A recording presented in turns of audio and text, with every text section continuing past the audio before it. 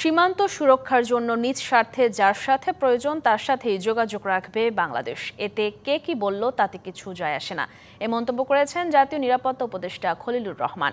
মঙ্গলবার সন্ধ্যায় পররাষ্ট্র মন্ত্রণালয়ে আরাকান আর্মির সাথে ঢাকার যোগাযোগ নিয়ে মিয়ানমার সরকারের মতামতের বিষয়ে সাংবাদিকদের প্রশ্নের উত্তরে খলিলুর রহমান এ মন্তব্য করেন।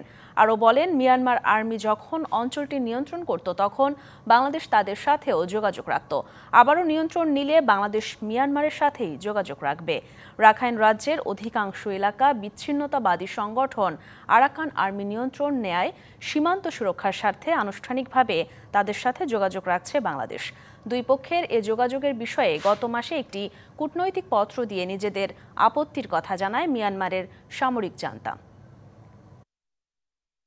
আমরা সার্বভৌম রাষ্ট্র, যার সাথে ইচ্ছা তার সাথে আমরা কথা বলবো।